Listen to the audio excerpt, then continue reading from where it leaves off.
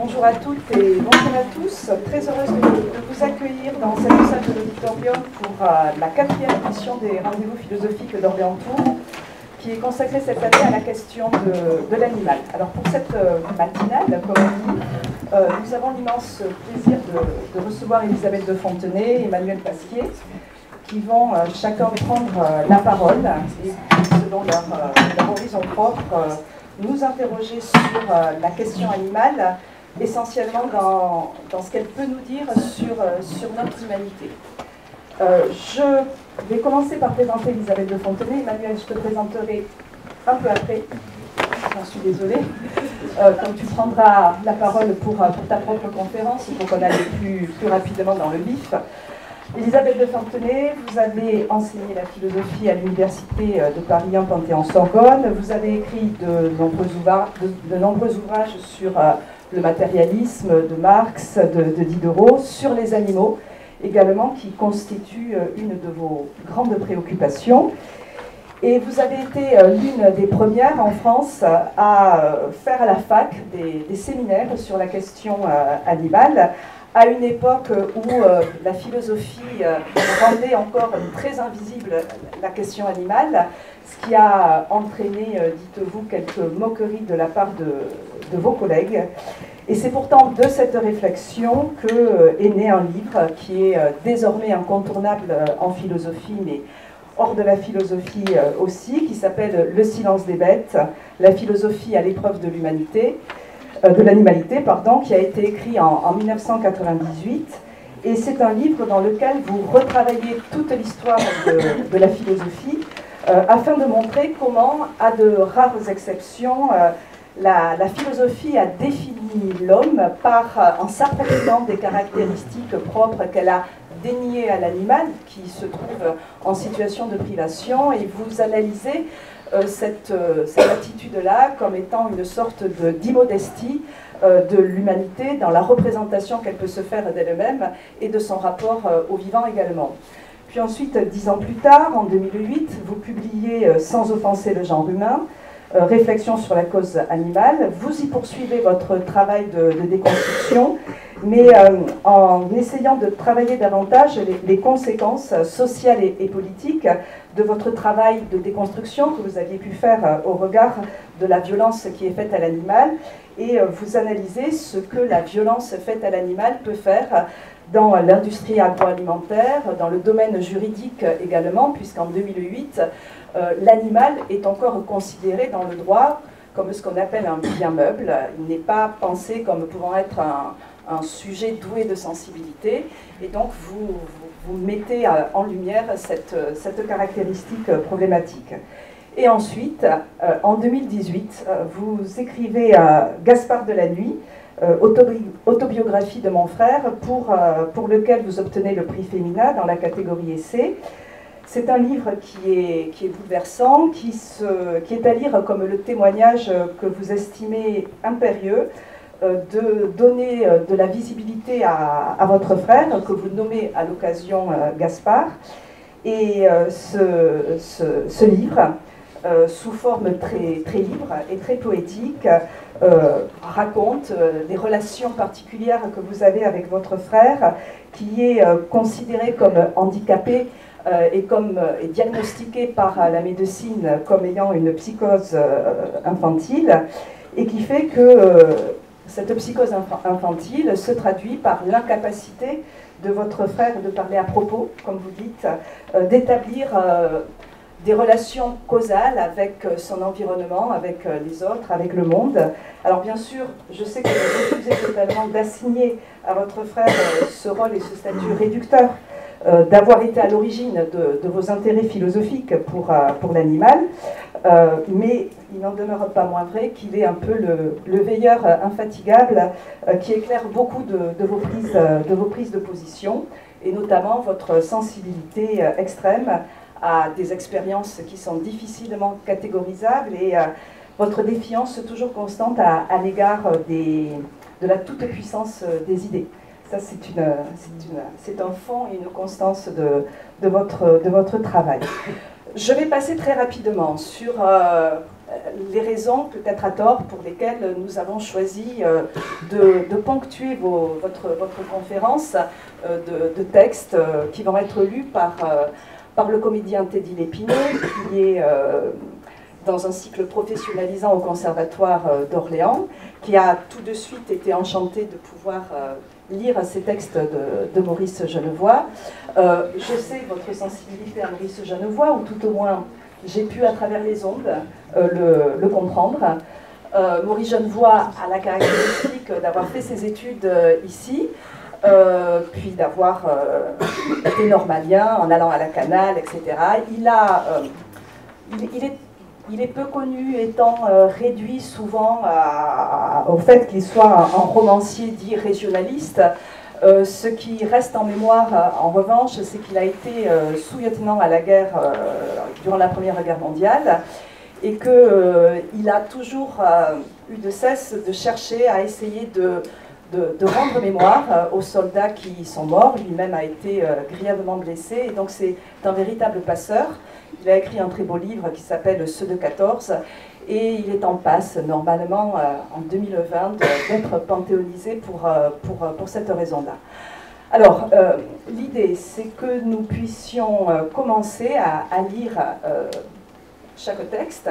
Donc tu vas, Teddy, commencer à lire le premier texte, qui est un texte de 1969, tiré du bestiaire enchanté, qui s'appelle L'écureuil, et qui raconte un moment de rencontre de Maurice Genevoix avec sa fille, avec un animal que tout le monde connaît, qui est l'écureuil. Et donc on va essayer ensemble, sans souci d'interprétation. Le but, c'est pas de chercher du sens au texte, le but, c'est d'essayer de, vous-même finalement, de vous rendre bête face à un texte. C'est la meilleure façon de lire un texte, c'est d'essayer de se dénuder soi-même face à un texte, et de se dire, tiens, oui, l'écureuil, qu'est-ce que c'est qu'une rencontre avec l'animal, et en quoi cette rencontre a bouleversé en fait l'existence de Maurice Genevoix.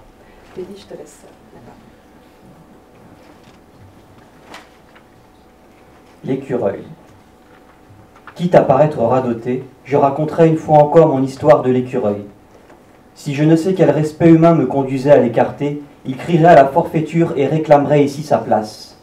Car c'est peut-être à lui, à notre rencontre d'un soir, que je dois certaine clarté, et ainsi, grâce à lui, à son intervention légère, que j'écris aujourd'hui ce bestiaire.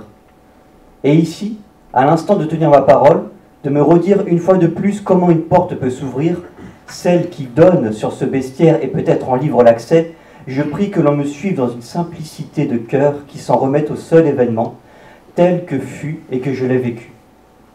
Une fois de plus, je ne ferai que remettre mes pas dans mes pas, sans tenter de rien expliquer, sans souci autre que d'être véridique et fidèle.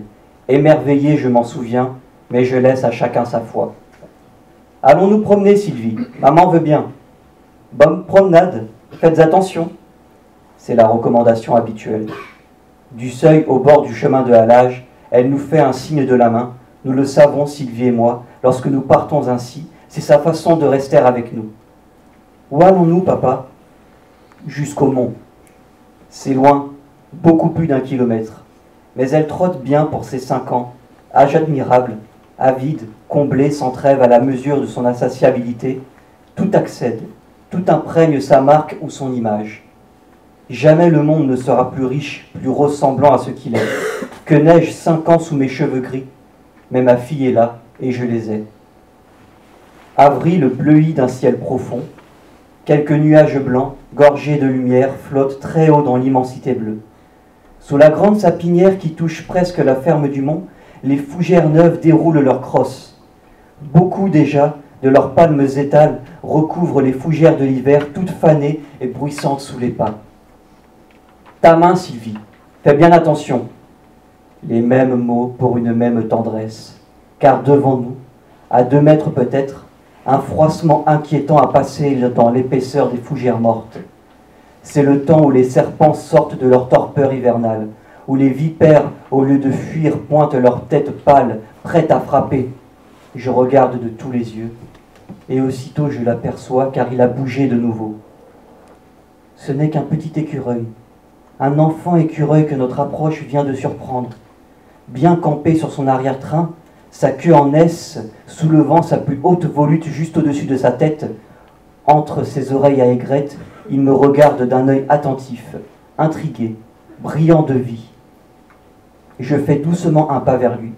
D'un vif petit saut en arrière, il maintient la distance entre nous. Encore un pas, et le même petit saut. La main de Sylvie presse la mienne, elle souffle. « Ne bouge plus, papa. Cette fois, il va se sauver. » Il est trop tard. Il s'est sauvé. En deux bonds festonnés, basculant l'arrière en avant, il a gagné l'un des pins de l'orée. Une flamme rousse a couru sur l'écorce écailleuse, a disparu au revers de l'arbre. J'ai pensé aussitôt que cette disparition mettait un terme à notre rencontre, et que celle-ci laisserait dans ma mémoire le souvenir d'un incident gracieux, mais banal et vite oublié. La petite main s'est encore animée. Sylvie a murmuré « Regarde !» C'est à partir de ce moment que l'enchantement a commencé. Il faudrait, pour ne point le trahir, trouver des mots plus simples que les mots ordinaires, plus limpides et plus rigoureux. Un écureuil surpris qui saute au tronc d'un arbre grimpe très vite jusqu'aux branches élevées. Alors seulement, il risque un regard. Accroché au revers du tronc, toujours, il avance son museau pointu et, s'il repère l'intrus du haut pied de son haut perchoir, il grimpe plus haut encore, saute de l'arbre voisin et disparaît dans le lacis des cygnes. Or, celui-là pointait bien son nez, mais il restait à hauteur d'homme. Tout est parti de là, je crois, de ce premier consentement, de ce premier refus de fuite. J'en eus presque tout de suite, en proie d'emblée à une stupeur obstinément incrédule, en même temps qu'à une foi fervente, aveugle, quoi qu'il pût advenir, assuré. J'en puis noter l'instant exact, non celui où ma paume pour la première fois l'effleura, ni celui où je puis appuyer ma main sur son pelage bourru, presque froid, mais celui où, l'ayant enfin saisi, je pus sentir le frisson qui frémissait de tous ses nerfs, espacer progressivement ses ondes, se retirer enfin de tout son petit corps confiant, souple et léger, bientôt tiède dans la coupe de sa main. Nous sommes restés au pied du pin, Sylvie et moi. Je dirais une bonne heure s'il m'eût été possible de mesurer le temps. Il a joué, folâtré autour de nous dans l'herbe. Des courants un peu aigres passaient parfois dans le soleil d'avril. Alors il se rapprochait, cherchant la chaleur de nos jambes. Il a trouvé contre celle de Sylvie la doublure soyeuse de son manteau, la modelée de la patte, de l'épaule et du flanc, s'y est lové en un cercle parfait, incontinent, s'est endormi. Le soir venait, il a fallu rentrer. Merci Teddy de cette lecture. Si pour ma part j'ai choisi ce texte, c'est tout simplement parce que Maurice Genevoix, c'est vrai que ça peut être une rencontre anodine, qui peut paraître secondaire, mais ce qui est très étonnant, c'est que c'est cette rencontre avec cet animal qui explique qu'il ait pu ensuite s'intéresser, il s'y intéressait avant, la question n'est pas là, mais que néanmoins ça a entraîné chez lui le désir d'écrire des bestiaires, de s'intéresser davantage à l'animal, et cette rencontre, ce premier consentement qui fait qu'il ne domestique pas l'animal, mais que c'est l'animal qui vient à lui, et surtout un écureuil, hein, vous savez tous la difficulté qu'il y a de pouvoir approcher un écureuil, fait que là il y a eu une rencontre qu'il a interrogée, et Elisabeth de Fontenay, je vous laisse la parole pour rebondir et nous dire ce que...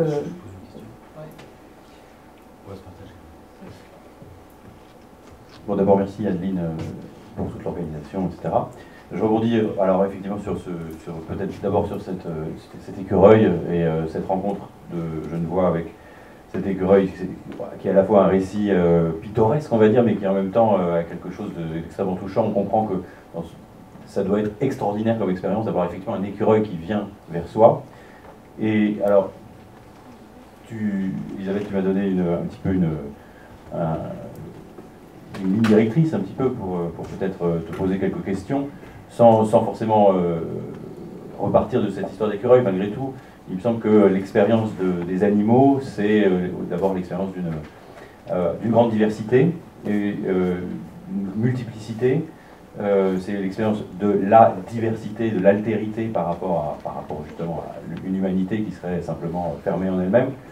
En même temps, c'est une énigme peut-être justement de cette multiplicité d'animaux et de formes extrêmement diverses du vivant, et de ce concept un peu intimidant avec un grand A et au singulier qu'est l'animal, et qui nous prend à partie, il me semble, philosophiquement, et qui demande, sans doute, qui demandait, après des siècles où il aurait été peut-être non seulement acquis, mais même construit, revendiqué, à être désormais déconstruit, comme on dit, une expression qui nous vient du philosophe Jacques Derrida. Voilà, donc multiplicité, diversité des animaux, déconstruction du concept d'animal, référence à Jacques Derrida. Peut-être que c'est un point de départ pour expliquer un peu ta réflexion sur l'animal. Un mot d'abord de... Je vais tenir votre micro. Je dois avouer que nous n'avons pas de trépied. Ah non. Non, mais Asseyez-vous, moi.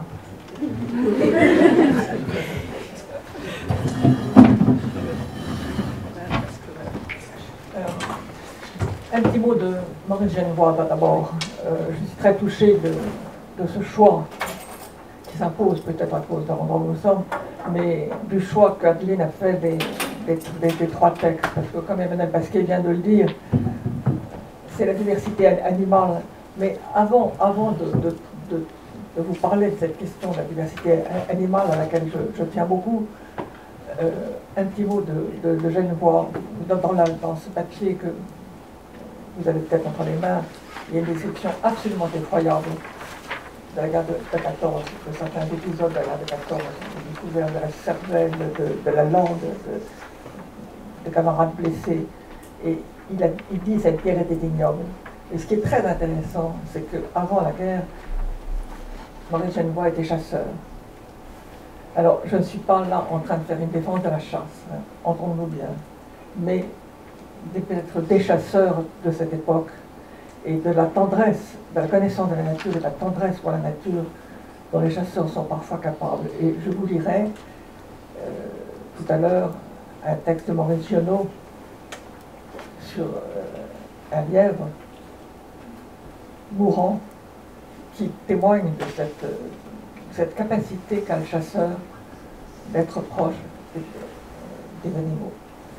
Alors, Maurice Genevoix, par ailleurs, Sylvie Genevoix, c'est un petit peu vieillard gâteux avec sa fille, hein, il a eu sa fille très tard, c'est un petit peu énervant. Bon, mais Sylvie Genevoix, elle a épousé Bernard Maris, qui est un économiste, qui est un professeur d'économie, et qui a été assassiné avec ses camarades de Charlie Hebdo. Et ça, c'est très émouvant de penser que cette fille choyée a finalement épousé un homme, je crois qu'elle était morte du reste avant lui, hein, oui. Et que cet homme est le dernier témoin des horreurs animales et humaines commises par les hommes. Alors, pour revenir à ce qu'Emmanuel Basquet disait un petit peu déjà en me tirant le tapis sous le pied, oui, je suis très sensible, c'est pas sensible, je suis attachée à la diversité des animaux un par un, espèce par espèce. Parce que parler de l'animal, c'est toujours complètement suspect, c'est une façon de renvoyer au propre de l'homme. Et comme Jacques Derrida, je n'ai eu qu'une idée en tête, c'est de déconstruire. Alors déconstruire, ça ne veut pas dire nier, dénier, ça veut dire montrer tous les implicites, tous les non-dits, tout ce qu'il y a de naïf ou de retors dans l'idée de propre de l'homme, dans un certain humanisme que j'appelle métaphysique, qui est une sorte de glorification de l'homme parce qu'il est capable de logos, capable de logos, voilà. Et tout ce qui va dans le sens de la recherche du logos chez les animaux, de la présence du logos chez les animaux, ce que l'éthologie fait de plus en plus, tout ça est bien reçu, et tout ça est pertinent, parce que ça permet de faire subir une infraction au propre de l'homme, à l'humanisme du propre de l'homme. Alors, je voudrais vous lire un texte de Jacques Derrida. Je vais lire 2 fois parce que voilà, c'est un peu difficile.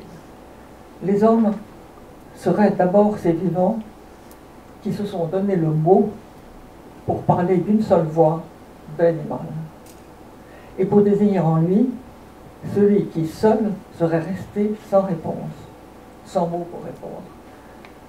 Je le relis. Les hommes, écrivait Jacques Derrida, seraient d'abord ces vivants qui se sont donné le mot pour parler d'une seule voix de l'animal, et pour désigner en lui ceux qui seuls seraient restés sans réponse, sans mot pour répondre. Alors, pourquoi est-ce que ce texte est extraordinairement pertinent? Parce qu'il parle du langage, et surtout du langage. Et le silence des bêtes est interprété comme une infériorité ontologique, métaphysique. Et du coup, les hommes se sont donné le mot. Ils se sont donné le mot, ils se sont donné le logos pour pouvoir priver les animaux de logos. Alors, c'est très compliqué parce que Aristote disait que certains animaux étaient doués de logos. Et c'est très intéressant, c'est que Aristote disait que ce qui manque aux animaux, ce n'est pas le logos, mot grec, c'est l'oratio, mot latin, c'est-à-dire la capacité de prendre la parole en public pour délibérer et pour faire de la politique. Et je dirais que la grande différence entre les animaux et les hommes, s'il y a une différence, bien sûr, et j'y reviendrai, c'est précisément cette capacité de déclaration publique, de prise de la parole en public, qui fait que la politique est possible. Voilà un premier point.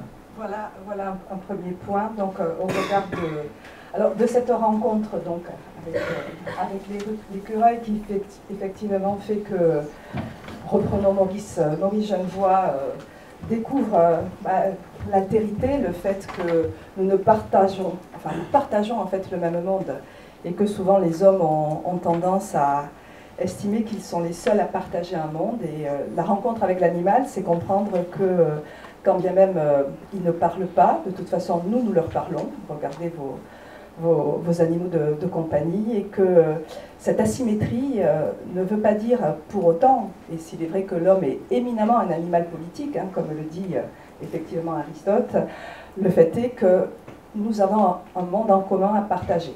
Et quid de ce monde en commun à partager? Alors, nous allons maintenant justement essayer de penser le fait que l'animal a un monde. Ce qui a été souvent dénié par la tradition philosophique, notamment par un philosophe qui s'appelle Martin Heidegger, qui dit de l'animal qu'il est un être non pas privé de monde, mais pauvre de monde. La pierre n'a pas de monde, l'animal est pauvre en monde, seul l'homme a un monde, sous le prétexte que sa situation d'être compréhensif et constitutif du monde serait capable d'établir des relations et des rapports à sa temporalité que l'animal n'aurait pas. Et vous voyez, en ce sens-là, tout le travail qui a été fait par Élisabeth de Fontenay pour s'insurger face à cette compréhension très, très privative de l'animal. Donc j'ai choisi, on a choisi ensemble un texte de Maurice Genevoix, toujours lui, dans un roman qui s'appelle Roux, R-O-U tréma, qui est le nom de son chat, un livre qui a été écrit en 1931, et dans lequel Maurice Genevoix fait parler le chat. Alors, d'aucuns diront qu'il y a une sorte d'anthropomorphie énorme. Un chat ne parle pas en effet. Mais ce qui est intéressant dans le texte que présente Maurice Genevoix, c'est qu'il nous permet de voir à hauteur d'animal et à hauteur de chat ce qu'un monde pourrait signifier. Et donc en ce sens-là, l'animal voit un monde et le constitue peut-être aussi selon des principes d'évaluation qui sont les siens.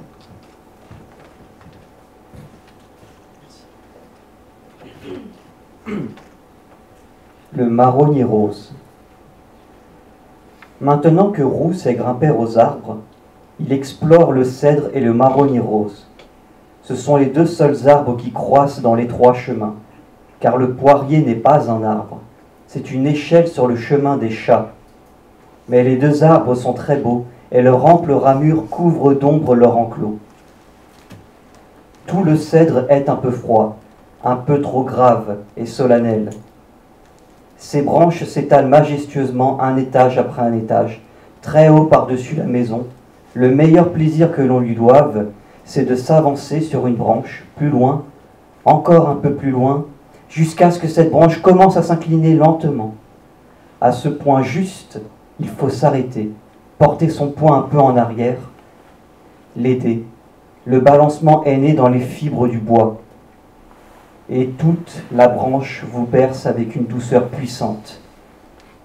Le marronnier est plus bonhomme, plus familier dans sa manière de vivre. Presque tout de suite, Roux l'a préféré au cèdre. Parmi les aiguilles bleuâtres, on a froid comme dans un désert. À peine quelques toiles d'araignées tremblent-elles dans le clair des branches. Les mouches qui dansent dans les trous du soleil ont tout le champ qu'il faut pour éviter leurs grossières embûches. Les araignées elles-mêmes s'ennuient au centre de leur toile. Mais le marronnier rose, c'est un laisser-aller bourdonnant, un désordre où la vie palpite. L'ombre et le soleil s'y mêlent, des taches bleues, des taches dorées qui ne cessent de bouger, de frémir comme frémissent les fleurs innombrables. Elles sont vertes les feuilles, mais aucune d'elles n'est verte comme les autres. Il en est dont le vert brille jusqu'à éblouir, d'autres d'un vert acide et frais, et d'autres d'un vert lourd et froid et noir. Beaucoup jaunissent, toutes pâles, pendant sur leurs tiges, ou bien rissolées de soleil, prennent des reflets de cuivre et crissent sèchement dès qu'on les touche. Le mieux, c'est de choisir une fourche commodément courbée, d'y allonger son corps et de ne plus bouger. Alors toutes les choses viennent à vous, elles vous traversent de leur fantasmagorie. Les mouches fusent en étincelles, elles dansent du soleil à l'ombre et leurs fredons vibrent comme la lumière. On ne bouge toujours pas, on est de plus en plus inerte.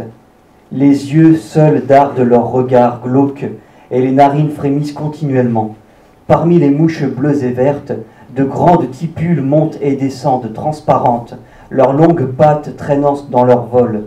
Des éphémères blancs dérivent comme des flocons. Ils passent parfois si près que malgré soi, on se sent tressaillir. Mais on ne les cueille qu'en pensée. On demeure immobile dans la fourche de branches, au milieu de leur danse verticale. Tout cela bouge, bruit et brille autour de Roux, toujours immobile. Moins il remue, et mieux il perçoit de toutes parts la vie touffue du marronnier.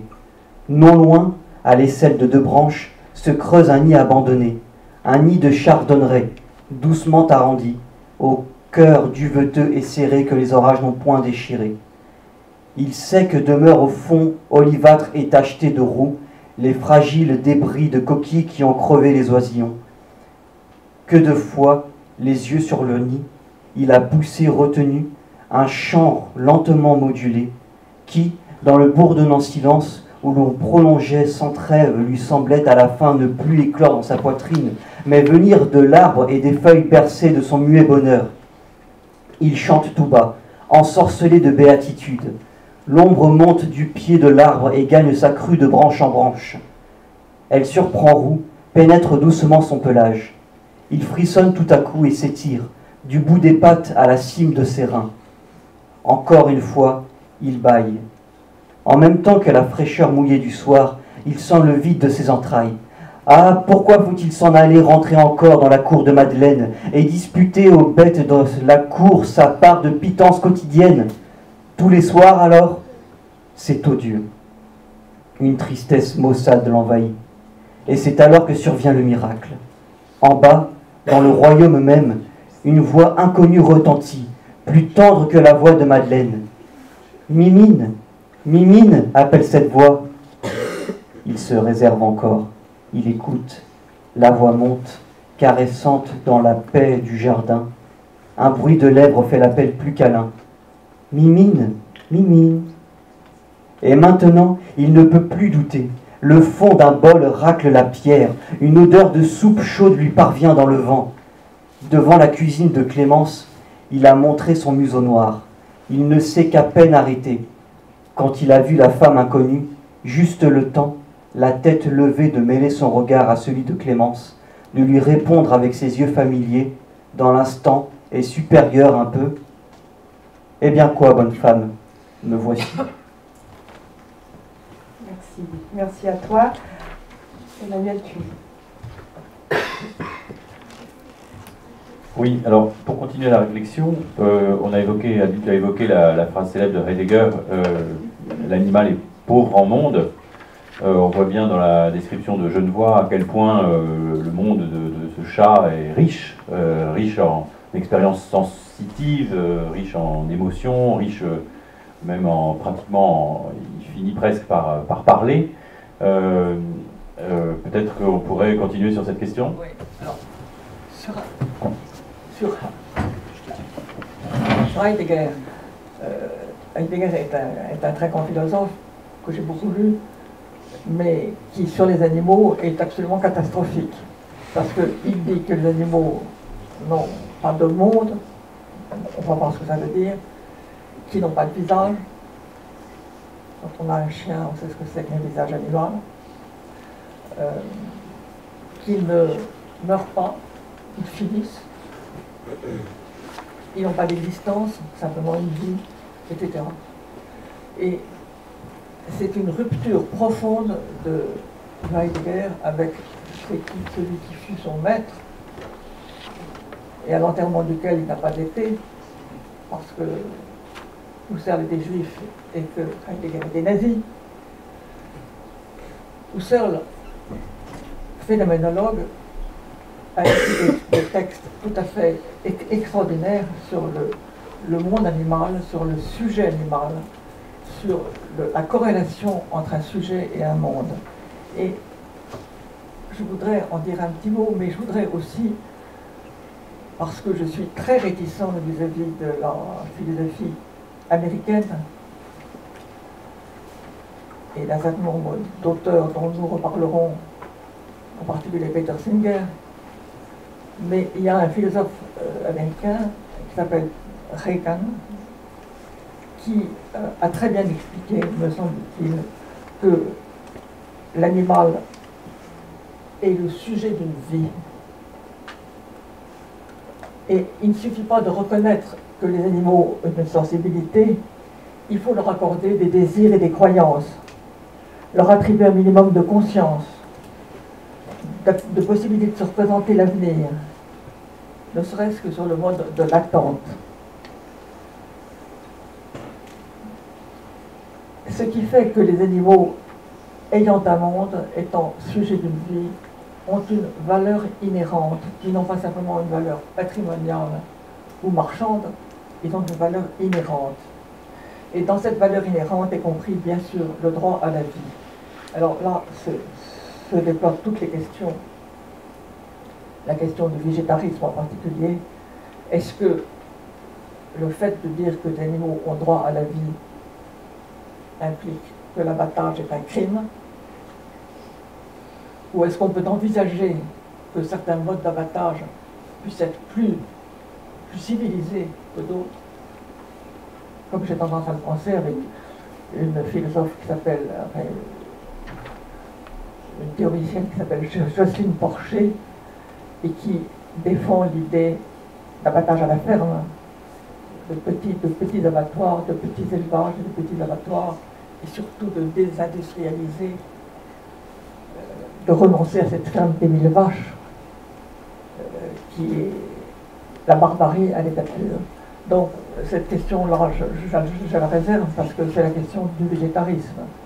Et n'étant pas moi-même végétarienne, je n'ai pas le droit de... Je considère que c'est une utopie magnifique, importante. L'utopie a un rôle important en histoire. Il n'y a pas d'histoire des hommes sans utopie. Mais je ne partage pas cette utopie, même si je fais tout pour ne pas la critiquer. Alors, cette manière de voir les animaux comme comme des êtres sujets d'une vie, fait que on ne peut pas parler d'animaux comme d'êtres de la nature. Voilà. Ce ne sont pas des choses, ce ne sont pas des êtres de la nature. Si on oppose, si on accepte cette opposition grossière, nature-culture, il faut là aussi déconstruire, bien sûr, déconstruire complètement cette opposition. Mais pour parler vulgairement, ce ne sont pas des êtres de la nature, ce ne sont pas tellement plus des êtres de la nature que nous. Et il faut consentir à ce qu'ils aient une biographie, qu'on ne les appréhende pas seulement à travers la biologie, mais qu'on puisse faire une biographie. Et je ne sais pas si le moment est venu de faire allusion à un auteur que j'aime beaucoup, qui s'appelle Éric Baratet, et qui, justement, et ça coïncide bien avec notre jeune voix, qui a écrit un livre tout à fait extraordinaire. Bon, il a écrit 2 livres extraordinaires, des biographies animales, mais surtout, et c'est son livre le plus récent, Bêtes des tranchées, des vécus oubliés. Et ça nous ramène à Genevois. Alors, je vous lis la 4e de couverture. 11 millions d'équidés, 100 000 chiens, 200 000 pigeons. Les animaux ont été enrôlés en masse dans la Grande Guerre pour porter, tirer, guetter, secourir, informer. Les tranchées ont également abrité des milliers d'animaux domestiques, de fermes, abandonnés par les civils en fuite, et des animaux sauvages coincés au milieu du front, mais aussi des rats, des mouches, des poux, attirés par l'aubaine, parfois pour chasser, plus souvent gardés et choyés. Ils ont fréquemment aidé les soldats à survivre dans l'enfer, à s'accrocher à la vie, à occuper du temps. Mais alors que les combattants de tous bords ont beaucoup évoqué ces compagnons de guerre, nous les avons oubliés. Ce livre invite à retrouver ces soldats à 4 pattes, et tous ces animaux ayant vécu la guerre en empruntant leur point de vue, de manière à restituer leur vécu, leurs actions, leurs émotions, leur coopération, leur résistance, leur souffrance, leur destin, afin de mieux comprendre les attitudes et les sentiments des soldats. L'auteur nous confie à suivre l'itinéraire de ces bêtes de tranchées et leur enrôlement à leur sortie de guerre dans un panorama international des 2 côtés du front. Alors, ces biographies animales dont je parle, ce n'est pas seulement les biographies des soldats de tranchées, des animaux de tranchées, bien entendu, mais c'est tous les animaux. Et précisément, je crois que ça pose la question fondamentale du bien-être animal, ce qu'on appelle le welfare. Et ça, peut-être qu'on en parlera un petit peu plus tard. Je peux en parler maintenant? Oui. Le welfare, c'est une expression qui est employée par l'industrie de la viande. Et là, je parle devant vous qui connaissez la chose. Les industries de la viande, c'est une très grande hypocrisie parce que on prétend modifier génétiquement les animaux pour qu'ils ne soient plus stressés. Mais on continue à les massacrer comme des choses. Et on ne respecte pas 2 choses fondamentales, en particulier chez les vaches, les moutons, les chevaux, à savoir leur intégrité. L'intégrité d'un individu qui a une biographie, mais l'intégrité de son espèce, de son devenir évolutif, de ses besoins, des besoins de son espèce, et on ne respecte pas sa sociabilité, c'est-à-dire on a arraché les animaux à des troupeaux, à des relations avec leurs congénères, à des relations aussi avec les gens qui les élèvent, à cette espèce de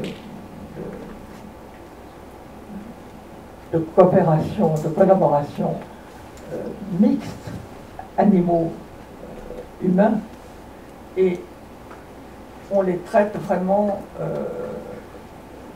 de façon industrielle, c'est-à-dire on les mécanise, on en fait des êtres qui ne sont plus du tout des sujets de vie. Et voilà, pour le moment, c'est tout ce que je veux dire.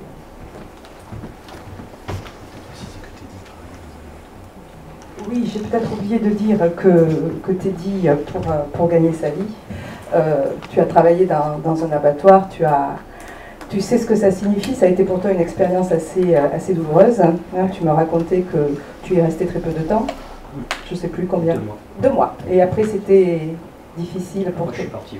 Après, tu es parti et tu racontes aussi la souffrance des hommes, finalement, aussi à devoir être dans cette situation déshumanisante par rapport aux animaux. Hein. C'est-à-dire qu'il n'y a pas le fait d'une sensiblerie, voilà, parce que parfois, par rapport à ce colloque, par exemple, on a pu me dire, mais pourquoi parler des animaux? Parlons d'abord des hommes et de leur souffrance. Ce qui est dissible, hein, ce qui peut se comprendre, mais faire souffrir un animal, c'est aussi se sentir en situation de déshumanisation et c'est faire mal aux hommes, d'une certaine façon. Et la souffrance des hommes qui travaillent dans les abattoirs est véritablement réelle. Donc les animaux ont un monde, ils sont sujets d'une vie, ils sont individués, ils peuvent avoir une biographie, hein, dites-vous. Alors évidemment, avec toute la contradiction que ça peut représenter peut-être dans votre tête, en tout cas moi dans la mienne c'est certain, si tel est le cas, comment tuer un sujet animal que l'on reconnaît sujet d'une vie? Voilà, voilà, c'est une contradiction que se posent d'ailleurs justement ceux qui seront ce qu'on appelle les antispécistes, hein, c'est-à-dire donc ces gens qui, au nom, ces théories qui, au nom de la continuité darwinienne, qui est certaine et que Isabelle de Fontenay défend totalement, vont pouvoir affirmer cette proposition qui peut ne pas être choquante. Enfin, je pense que tous, vous pouvez adhérer à l'idée que l'homme est un animal comme un autre, et nous sommes des animaux comme les autres, mais les conséquences, bien évidemment, de cette formule signifient que du coup, nous n'avons pas de droits, nous n'avons pas de prérogatives, nous ne devenons plus cette exception sur laquelle vous insistez, qui fait que nous restons des êtres de logos, responsables aussi, et que nous avons à nous interroger sur le devenir commun qui est le nôtre avec les animaux. Bon, je vais passer maintenant, donc le fait du coup d'être dans une altérité dévalorisante vis-à-vis de l'animal fait qu'on ne voit pas l'animal souffrir. Et c'est vrai que chez Heidegger, on a un petit peu de mal à comprendre ça, son refus de pouvoir penser que l'animal ne souffre pas, qu'il n'est pas dans un rapport à la mort, fait que les expériences les plus quotidiennes et les plus prosaïques, ça vous fait savoir que les animaux souffrent, comme nous, pas comme nous, ils souffrent. Voilà. Et c'est cette souffrance, justement, dont va parler Maurice Genevoix, dans des situations extrêmes qui sont les temps de la guerre. Quand on est en temps de guerre, j'imagine que les hommes peuvent véritablement avoir le sentiment de se sentir simple membre d'une espèce, appelés à devoir mourir sans l'avoir forcément choisi. Et très paradoxalement, c'est dans ces situations de guerre que Maurice Genevoix a été le plus sensible à son compagnonnage avec les animaux. Et là, on ne peut pas douter de sa sensiblerie. Il ne s'agit pas de dire « Ah, Genevoix, il est sensible qu'aux animaux ». Non, il était sous-lieutenant, il a vu, et vous avez les petits textes qui montrent qu'il a vu l'horreur de l'humanité, il était un passeur, hein, il a écrit ceux de 14, et en même temps, la sensibilité et sa sensibilité à la souffrance animale lors de la guerre lui fera dire que les animaux sont nos frères de poils et de plumes, comme il dit de façon très belle, et qu'il y a un compagnonnage qui est important de comprendre à travers cette notion de souffrance, qui n'est pas forcément de la sensiblerie de la part de Maurice Genevoix.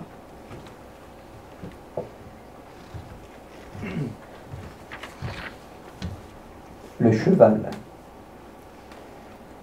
Les chevaux dont je voudrais d'abord parler, ce sont les nôtres.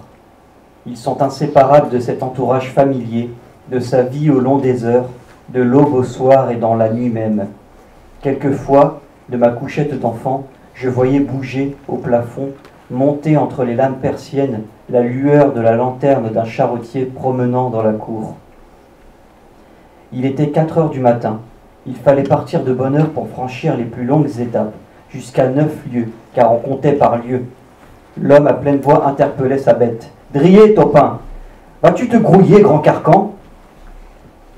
J'entendais la claque de sa main rebondir sur la croupe du cheval. Un lourd sabot ferré sonnait contre un caillou.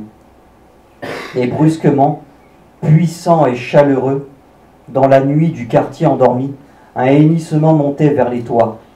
À travers le ciel, encore nocturne, à peine pâli vers l'occident, et devançant le chant des coqs, il saluait la nouvelle journée.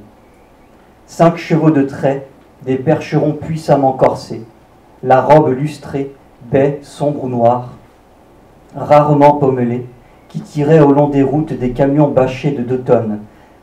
Les escortait une équipe de 2 hommes, l'un au guide ou au nez des bêtes, l'autre dormant dans le porte feignant, la civière balancée entre les hôtes des roues ferrées.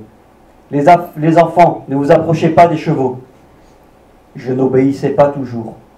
Cette énorme force charnue, cette épaisseur monumentale, si vivante, les frissons brusques courant en ondes, en moirant, et la rondeur des croupes, les yeux enfin, libres d'œillères, que je voyais tremblant un peu, débordaient d'un feu intérieur où je pensais lire tant de choses, la fierté, l'ardeur, la bonté, et tout à coup, l'éclair d'une chevalerie, d'une sauvagerie lointaine, secrètement à jamais indomptée. « Drier !»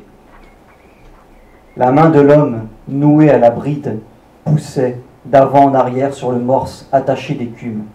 Le grand cheval reculait pas à pas, docile, dans les brancards, sans laisser sangler les harnais. Là, là, bonhomme. Et bientôt, pour combien de lieues? Il arrivait qu'au retour de l'asile, j'eusse la bonne fortune de voir la tournée rentrer. J'entendais des chevaux au repos hennir au fond de l'écurie. Bien avant nous, ils avaient reconnu sur la route le pas que leurs camarades allongeaient pour les rejoindre. Et bientôt, dans la rue Saint-Nicolas, son hennissement joyeux lui répondait. C'est par l'un d'eux qu'un de ces soirs d'été, j'ai eu la révélation bouleversante de la souffrance et de la mort. Ces colosses étaient fragiles, sujets à des coliques qui les torturaient cruellement, quelquefois jusqu'au trépas. Il faut appeler le vétérinaire, César est malade. Tu ne crois pas que ce sont, malheureusement si, les tranchées. J'entends encore ce mot inconnu résonner sinistrement. On va se mettre à table autour de la suspension. Toutes les grandes personnes sont debout. On nous oublie. Dans la cour, ce n'est pas tout à fait la nuit. Les derniers martinets crient encore dans les hauteurs du ciel. Des coups résonnent d'une violence terrible contre la paroi d'un bas-flanc. Je me faufile entre les jambes, aperçois le splendide cheval noir affalé sur sa litière, sa tête à demi retournée, ses yeux fixés, pleins de détresse stupéfiée, sur ces hommes penchés vers lui. Un souffle rauque lui ronfle aux naseaux. Il semble se serrer sur lui-même, son flanc énorme déjeté par son poids même, ses 4 membres étroitement repliés. Et tout à coup, comme galvanisé par une souffrance intolérable, l'une de ses jambes arrière se détend. À plein sabot ferré heurte la rude paroi de chêne qui craque dans toute son épaisseur. On s'écarte, des voix confuses bourdonnent. Il va se blesser, le pauvre. Tâchez, Hubert, de le faire se lever. Il faudrait le sortir dans la cour. Qu'attend-il, ce vétérinaire? Encore une ruade. Une autre. Encore une. Ses coups résonnent, terrifiants. Les autres chevaux debout dressent la tête, soufflent dans leur mangeoire et s'ébrouent. Je suis sûr qu'ils savent et comprennent. Quelque chose hante leurs nerfs. Une peur, un pressentiment, je ne sais quoi de monstrueux, d'épouvantable. Cette chose dont naissent leurs frissons, les brefs que je sens monter du fond d'eux-mêmes. Et dans le froid, le même, je suis sûr, tremble maintenant dans ma poitrine. Le reste est peut-être un cauchemar. On a dû me découvrir, me tancer, me mettre au lit. Je me rappelle encore la sensation d'une maison déserte. Le sommeil me baigne tout entier, tiède et gourd. Et pourtant, je me suis levé. J'entends le pas de César, si lent, si lourd, découragé. Lorsqu'il passe le caniveau, un de ses verres claque contre un pavé. Plus de voix. Encore de vagues lueurs au plafond, immobile. Je referme les yeux alors. Je dors. À mon réveil, je retrouve tout. Un grand silence pèse sur la maison, sur la cour. Mon père remue dans la chambre à côté. Je l'appelle. Je lui demande. Et César ? Chut, me dit-il. César est mort. Je le savais. Ce que j'aurais voulu savoir, c'est autre chose. Mais cela, mon père le sait-il ? Et s'il le sait, pourra-t-il me répondre ? Je le regarde dans les yeux et je murmure. Où est César ? Mon père a détourné les yeux. Ceux qui se sont battus en août 1914, en septembre, n'ont jamais pu oublier l'odeur atroce d'un champ de bataille où les morts sont restés gisants. Celle des hommes, celle des chevaux. 3 jours après la bataille de la Marne, nous avons traversé les campagnes de Somaine, de Rambercourt, de la Vaumérie. Des centaines d'hommes de mon régiment y avaient été massacrés.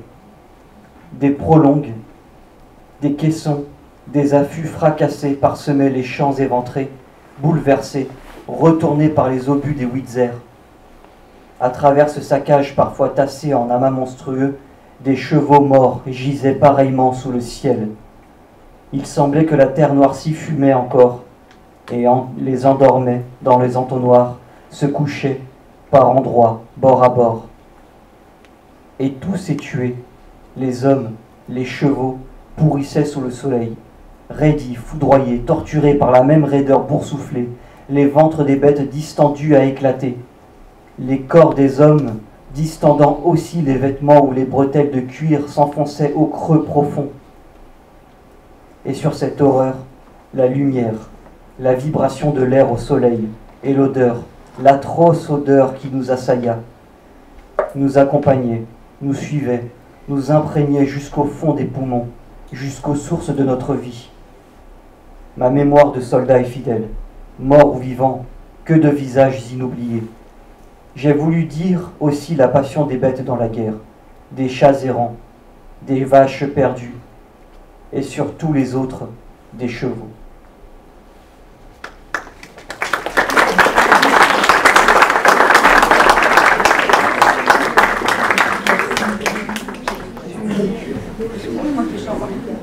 Le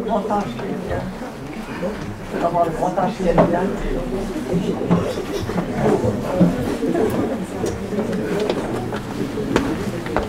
Pour avoir souvenir de ces admirables animaux, les chevaux de trait, ces énormes chevaux, ces percherons, qui étaient à la fois transcendants, on ne peut pas trouver d'autres mots que transcendants et fragiles, les deux à la fois. L'idée d'une fragilité de la transcendance, c'est une idée qui me plaît bien. Ou l'idée de la transcendance de la fragilité, c'est une idée qui me plaît bien. Et c'est une époque,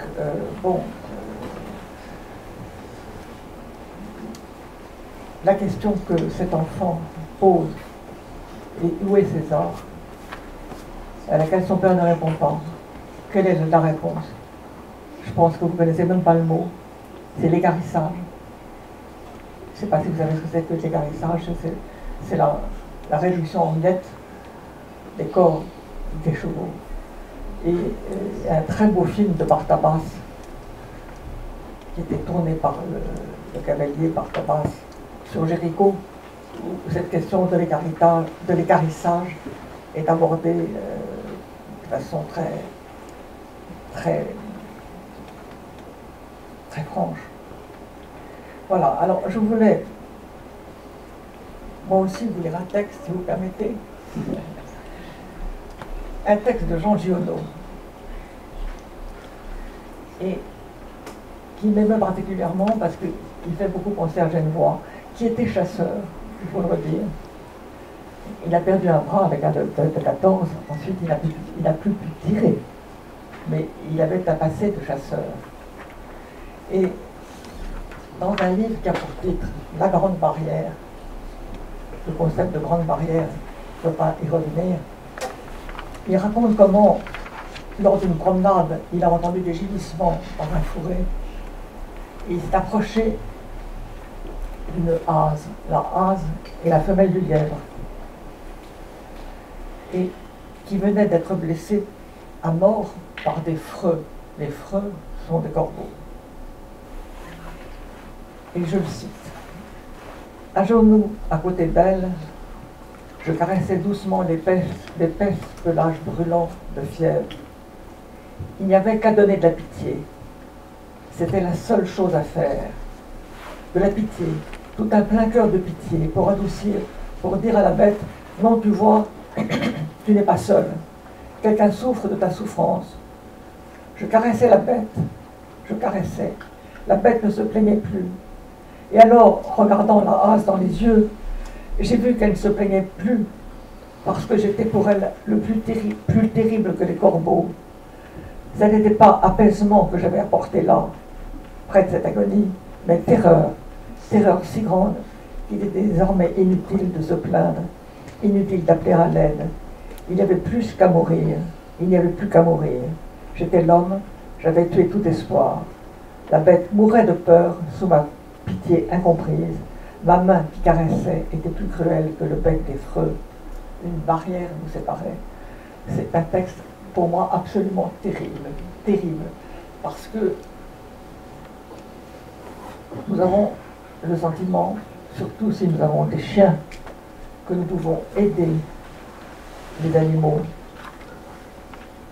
à souffrir et surtout à mourir. Mais là, cette idée de barrière des espèces, qui est une idée de l'évolution, de la théorie de l'évolution, puisqu'il n'y a pas en principe d'union possible entre des animaux de différentes espèces, mais qui est corrigée par la pathologie, puisque on sait très bien que des maladies se transfèrent des animaux. C'était le cas du sida, qui vient de certains singes. Les animaux peuvent passer, peuvent communiquer des maladies aux hommes. Mais cette idée de barrière des espèces est une idée. D'abord, c'est très frappant de penser que Giono est un chasseur lui aussi, et que cette tendresse du chasseur pour un animal blessé, alors qu'il tue tous les animaux à qui le mieux, il y a un paradoxe de la chasse là, qui n'est plus vrai, qui n'est plus juste maintenant, je crois, mais qui était vrai des chasseurs de cette époque, probablement. Et je trouve que ce texte est absolument terrible parce que c'est l'idée que la caresse ne sert à rien. Or, c'est pas tout à fait vrai, parce que les animaux à poil en particulier, plus que les animaux à plumes, et ne parlons pas des poissons qui n'aiment pas, qui gouffrent parfois, mais qui n'aiment pas les caresses. Mais la caresse est quelque chose de très important dans le rapport que nous avons avec les animaux domestiques. Même flatter la croupe d'un cheval ou la croupe d'une vache, s'il n'y a pas trop de bouse séchée, c'est quelque chose de très important. Et je pense surtout à la manière dont certains lors des marées noires, enlèvent le mazout sur les oiseaux, délivrent les oiseaux du mazout qui les revêtent. Et les oiseaux se laissent faire. Du reste, les animaux se laissent faire par les vétérinaires en général. Ils sont assez compréhensifs. Donc, cette barrière des espèces, c'est à la fois quelque chose de vrai, de terrible, et en même temps que nous arrivons peut-être à corriger un peu, même si ce texte de Giono prouve le contraire, nous arrivons peut-être à corriger un peu cette barrière des espèces. Et je redis par la caresse. Je crois qu'il faut donner à la caresse son pouvoir conceptuel. Merci beaucoup.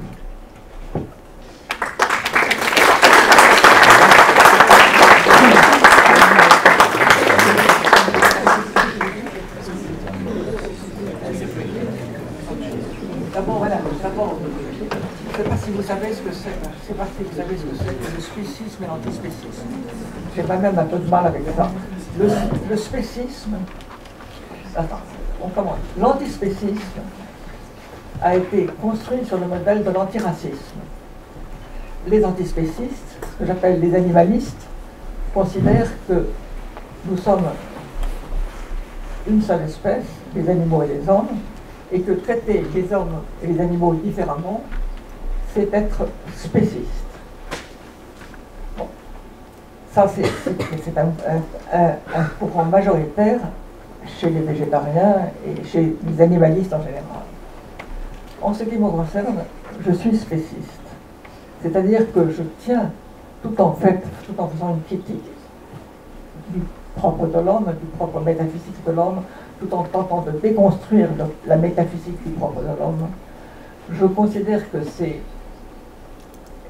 être bête que de nier, de dénier une différence, une singularité humaine. C'est pas seulement le logos, c'est pas seulement la parole, c'est certains types de paroles, je l'ai déjà un peu dit, qui consistent à dire regarde ceci, regarde ceci. Mais jamais un animal ne peut s'adresser, même les animaux qu'on a fait parler avec des machines, les chimpanzés, quand on fait parler avec des ordinateurs, jamais ils ne peuvent saisir un événement, un moment du réel et le montrer. Et puis c'est la conversation. Et comme je le disais, c'est l'oratio, le discours public, le discours pour la délibération et pour la décision politique. Et je ne pense pas que ce soit de bonne guerre de dire aux êtres humains qu'ils sont des animaux humains. Ça les rend un petit peu furieux, ça les mécontente, et ça n'éveille pas en eux la responsabilité vis-à-vis des bêtes. Cette responsabilité qui me semble caractéristique de l'humanité, car aucun animal ne peut être dit responsable de quoi que ce soit. Bien sûr, les mères s'occupent de leurs petits, mais l'idée de responsabilité, c'est une idée uniquement humaine. Alors, de ce point de vue-là, j'ai toujours, c'est une vieille histoire, il y a 20 ans que ça dure, toujours été extrêmement hostile à l'idée d'expansion des droits de l'homme aux chimpanzés. Parce que ça a été une revendication de tous les primatologues. Extension des droits de l'homme aux chimpanzés. Comme si les droits de l'homme étaient respectés et comme si les chimpanzés étaient susceptibles de recevoir quelque chose comme les droits de l'homme. Je vais revenir à cette question du droit. Et ce spécisme, encore une fois, est un humanisme, certes, mais un humanisme qui n'est pas métaphysique, est un humanisme matérialiste, concret. Et je reviens à ce que je disais sur la transcendance, la fragilité de la transcendance. C'est une chose qui se rencontre suffisamment dans les sociétés humaines pour qu'on garde les droits de l'homme pour l'homme et qu'on étende les droits aux animaux, pas seulement aux singes du reste, pas seulement aux chimpanzés du reste, mais qu'on étende les droits de l'homme à un certain nombre d'animaux, pas non plus aux mouches, ni aux moustiques, ni aux puces, hein, bien entendu. Et là, je crois qu'il faut garder l'idée d'une hiérarchie animale. On n'est pas forcément féodal si on est hiérarchique. Et voilà, c'est... Je ne sais plus ce que je disais. Il ne fallait pas étendre les droits de l'homme aux chimpanzés ni aux mouches. C'est une revendication dangereuse, radicale, et qui jette un certain soupçon sur les capacités politiques des gens qui réclament ça, les capacités de connaissance historique. ça me frappe beaucoup chez les animalistes, leur déni d'histoire, leur déni de la politique. Alors maintenant, la question des droits. Il y a une modification extraordinaire du Code civil qui a eu lieu il y a 2 ans. Les animaux sont considérés maintenant comme des êtres sensibles et non plus comme des meubles, c'est-à-dire comme des biens mobiliers. Alors, cette modification a mis le Code civil en harmonie avec le Code pénal et le Code rural, qui a depuis très longtemps considéré les animaux comme des êtres sensibles. Mais il faut aller plus loin et il faut réclamer pour les animaux, enfin pour certains animaux, en tout cas ceux qui appartiennent à un propriétaire. On ne peut pas parler des animaux sauvages, on laisse à côté pour le moment. En ce qui concerne les animaux qui appartiennent à un propriétaire, il faut réclamer pour eux qu'ils puissent accéder au statut de sujet de droit.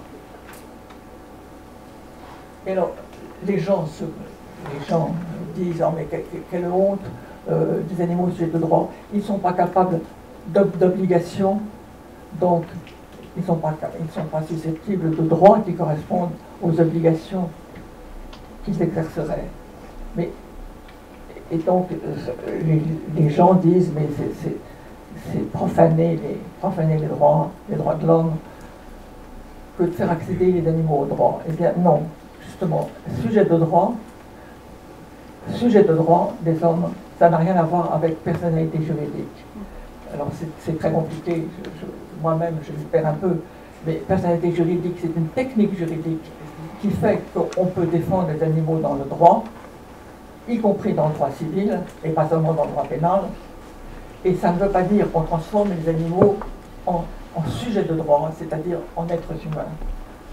Voilà, c'est quelque chose qui fait son chemin dans le droit à l'heure actuelle, qui est très important et qui justement fait l'équilibre entre l'excès de l'extension des droits de l'homme aux animaux et l'absence totale de droits des animaux qu'on traite comme des choses. Voilà. Fin.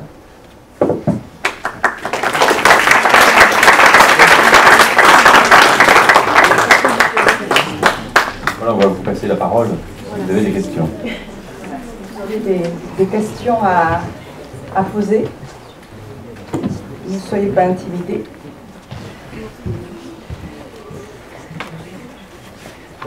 Vous avez dit être spéciste et affirmer que l'homme avait une singularité vis-à-vis de certains animaux.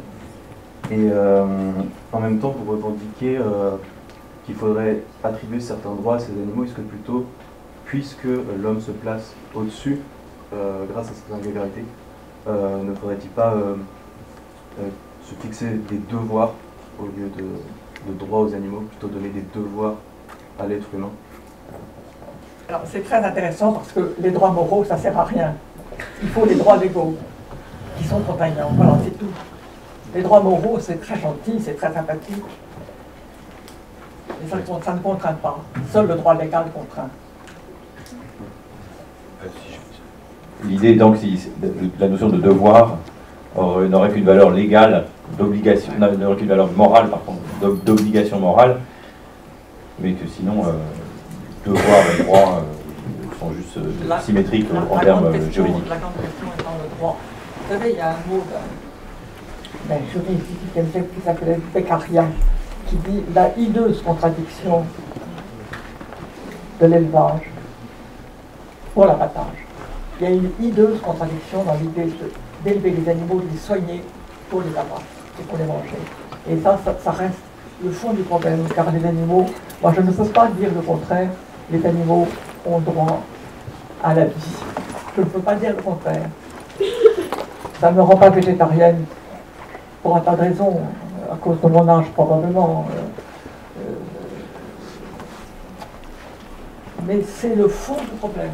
Et Jacques Derrida disait que forcément, dans quelques années, le végétarisme triompherait. Parce qu'on considérerait qu'on n'a pas, de même que la peine de mort est abolie dans l'attente de démocratie, de même la peine de mort pour les animaux devait disparaître. D'autres questions?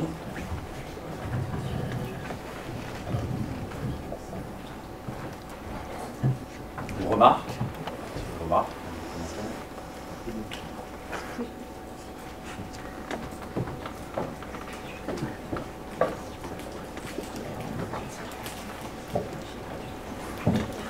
Bonjour. Mais du coup, vu que les animaux ils sont reconnus comme des êtres sensibles, ça veut dire que tous leurs actes, enfin, est-ce qu'ils sont jugés ou enfin, qu'est-ce qui se passe pour eux, par exemple, je sais pas, un animal lui fait du mal à quelqu'un, qu'est-ce qui se passe pour lui? Du coup, maintenant. On est là, on est condamné à mort, les animaux. La question à laquelle je ne peux pas répondre. On ne peut pas condamner un animal à mort, bien sûr. Parce que c'est peut-être un être sensible, c'est pas un être conscient. Ce n'est pas un sujet conscient, donc il n'est pas responsable. Et moi, je continue à dire que la différence entre les hommes et les animaux, c'est que les hommes sont responsables, pour la plupart, et que les animaux ne le sont pas. Donc on ne peut pas condamner un animal qui blesse un être humain. On peut mettre à mort un chien qui vous a mordu. On le fait, mais c'est parfaitement illégitime. C'est pas illégal, c'est illégitime. Et les sociétés protectives des animaux sont extrêmement véhémentes sur ce point. Les chiens qui ont mordu, sauf qu'ils ont la rage, bien entendu, mais il n'y a plus de rage en principe. Mettre à mort des animaux qui ont mordu un facteur, c'est un crime. Voilà. Disent ces animalistes.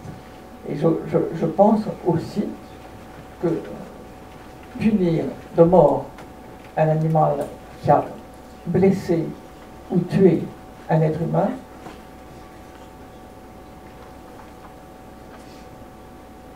il faut peut-être s'en débarrasser parce qu'il est dangereux, mais ça fait des problèmes.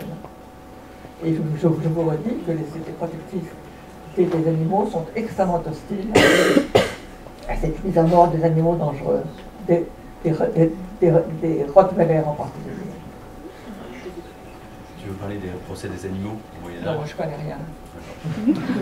On peut juste rappeler qu'effectivement au Moyen-Âge, il y a des récits célèbres et assez frappants. On en parlait avec M. Champier hier, de cochons, par exemple, ayant blessé un fermier et étant jugé devant un tribunal, défendu par un avocat, et finalement condamné à mort. Mais voilà. Donc, les animaux ont pu, historiquement, effectivement, il a existé des moments où il y a eu des procédures judiciaires menées contre des animaux, et c'est des récits assez saisissants.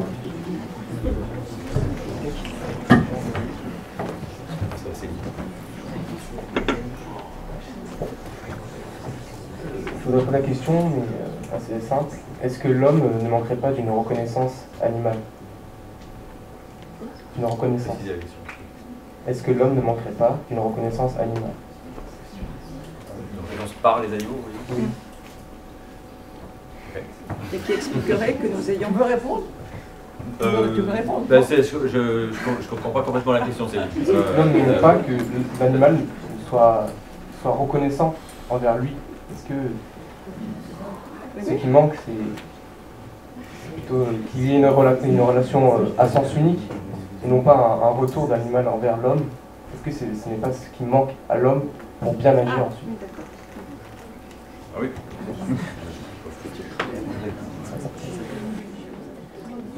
Effectivement, si on considère que finalement l'origine du droit, c'est qu'il y a une réciprocité, et c'est ce qui permet qu'il y ait donc un droit interhumain, c'est la condition minimale finalement pour qu'il y ait un droit interhumain, et comme il n'y a pas la réciprocité de cette relation, c'est-à-dire comme un animal au fond n'est pas en capacité de réclamer un droit, en fait, c'est ça. On pourrait dire, hein, si on est antispéciste jusqu'au bout, on dirait les animaux veulent des droits, ils n'ont qu'à les prendre. les droits de l'homme, ils ont été conquis par des révolutionnaires, ils n'ont pas été octroyés simplement d'en haut.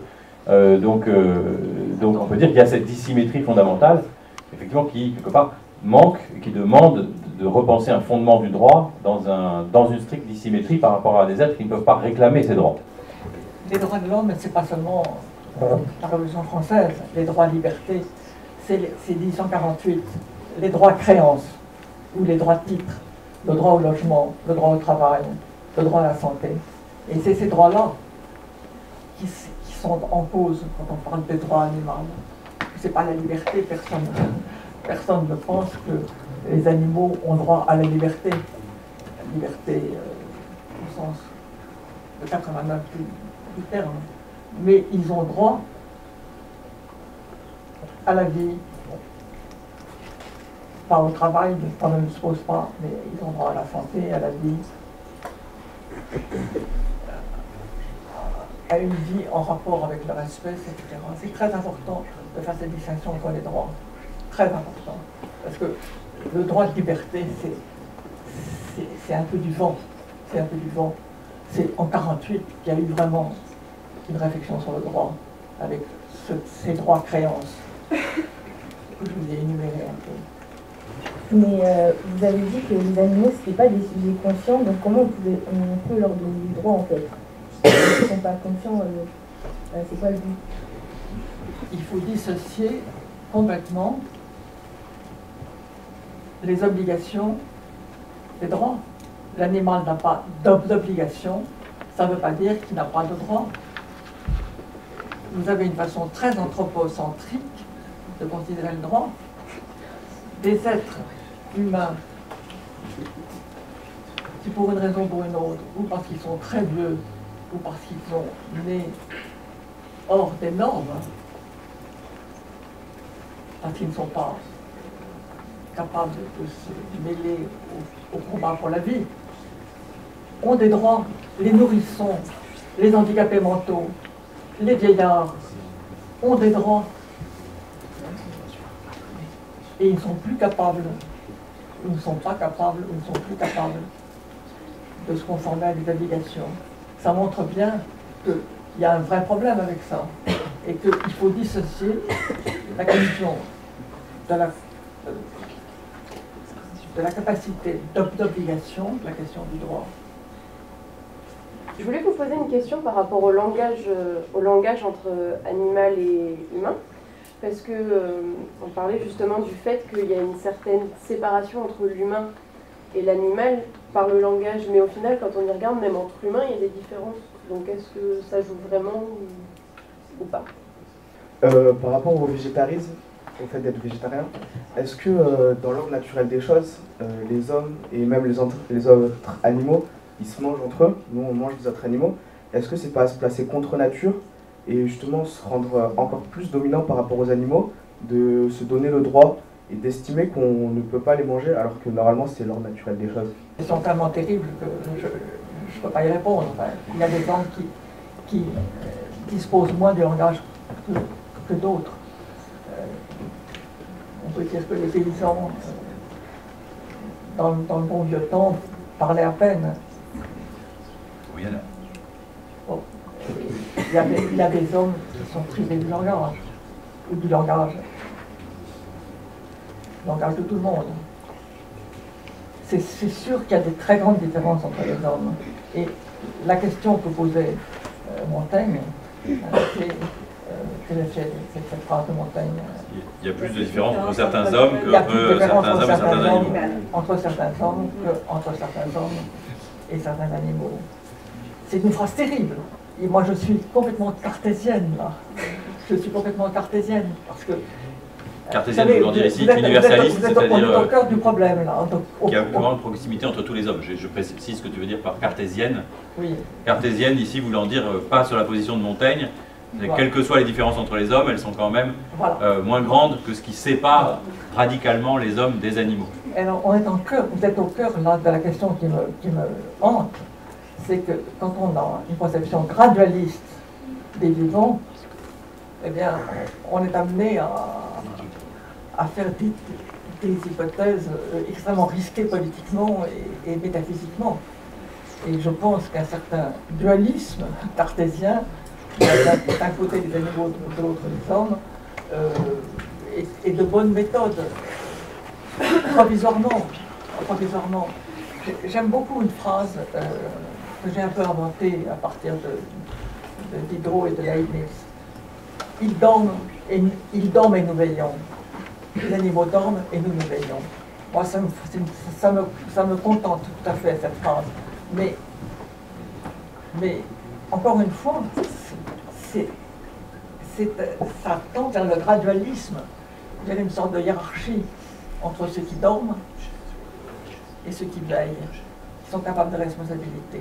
Est-ce qu'on peut penser, je laisse la question ouverte, est-ce qu'on peut penser en ces termes?